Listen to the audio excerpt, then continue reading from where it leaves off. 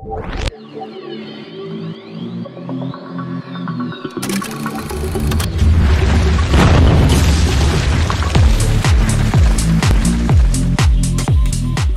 apa kabar kawan-kawanku semuanya? Senang sekali rasanya kembali saya bisa menjumpai Anda dalam sebuah tips, yaitu cara memotong styrofoam yang mudah, simple, dan menghasilkan pemotongan yang bagus.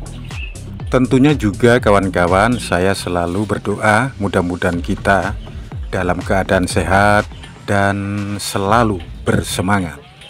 Baiklah kawan-kawan, seperti yang Anda lihat di video ini, saya memotong menggunakan yaitu pemanas solder.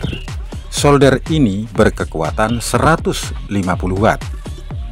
Kalaupun kawan-kawan punya solder yang berkekuatan 100 atau 200 watt, maka itu juga sudah bagus dibuat untuk memotong styrofoam. Sedangkan styrofoam yang saya potong ini tebalnya hanya 1 cm. Tentunya kawan-kawan ini melihat solder yang saya pakai ini, terutama bagian ujungnya, yaitu mata soldernya, kenapa tidak sama dengan mata solder bawaan. Untuk itu saya akan memperjelas bagaimana cara membuat mata solder ini. Kawan-kawan, untuk menghasilkan pemotongan styrofoam yang bagus, apalagi membentuk huruf-huruf tulisan Latin, ini memang dibutuhkan alat yang pas untuk memotongnya, sehingga hasilnya akan menjadi rapi. Jarum mata solder ini bahannya adalah dari kawat tembaga. Kawan-kawan mungkin bertanya, kawat tembaga seperti apa? Nah, kawat tembaga ini bisa diperoleh dalam kabel engkel. Kabel engkel yang agak besar ya. Ini yang saya pakai ini seukuran sapu lidi. Jadi itu kita kupas, kita ambil dalamnya. Nah, kemudian kita bentuk seperti jarum mata solder. Dan untuk mendapatkan atau mencari kawat solder seperti ini ya, maksudnya kawat tembaga, ini bisa dicari atau dibeli di toko-toko alat listrik atau di toko bangunan. Di samping harganya relatif murah, pembuatannya pun lebih gampang, tidak sulit. Untuk itu pada kesempatan ini, sambil kita melihat pemotongan styrofoam, akan sedikit saya perjelas tentang pembuatan mata solder dari bahan kawat tembaga. Kawan-kawan, setelah mendapatkan kawat tembaga, maka kita akan menentukan ukuran untuk jarum atasnya, yaitu bagian yang untuk memotong. Kalau styrofoamnya ini 1 cm ya, seperti yang saya pakai ini 1 cm, maka kawat tembaga yang dibutuhkan sekitar 6 cm. Dari 6 cm tersebut, maka kita akan bentuk sesuai dengan ketebalan styrofoam.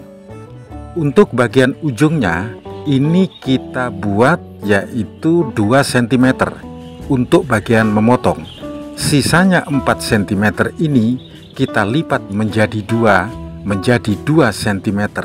Jadi dari panjang kawat tembaga 6 cm, apabila sudah dibentuk menjadi mata solder, maka menjadi 4 cm. Nah, dengan keterangan yang sedikit ini, saya percaya kawan-kawan sudah paham ya, yaitu tentang pembuatan mata solder berbahan kawat tembaga. Pertama tadi diukur, kemudian dibentuk tangkai yang nantinya akan dimasukkan ke lubang solder. Ya kawan-kawan, hampir lupa ini ya. Satu hal yang perlu diingat adalah bahwa di dalam pembuatan mata solder dari kawat tembaga ini, jangan lupa bagian ujungnya itu diruncingkan. Nah, seperti yang saya buat motong ini ya, bagian ujung itu harus diruncingkan, karena kalau tidak diruncingkan, maka pemotongan pertama ketika solder panas, maka styrofoam akan sedikit melebar. Beda kalau diruncingkan, bisa mulus ya, bisa bagus dan rapi. Demikian kiranya yang dapat saya sampaikan tentang cara memotong styrofoam yang mudah, simpel, sederhana, dan hasilnya sesuai dengan keinginan. Tentunya dalam pembuatan video ini masih banyak kekurangan, baik videonya atau bahasa saya yang kurang lancar. Kawan-kawan, saya mohon maaf karena semua itu hanyalah sebuah keterbatasan. Sebagai rasa persahabatan kawan-kawan, saya tunggu like, komen, dan subscribe-nya.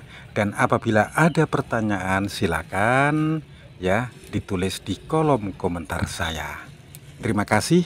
Sampai jumpa pada video-video berikutnya bersama dengan Mbah Gabus Channel. Akhirnya salam sehat, tetap semangat, dan semoga lancar dan sukses.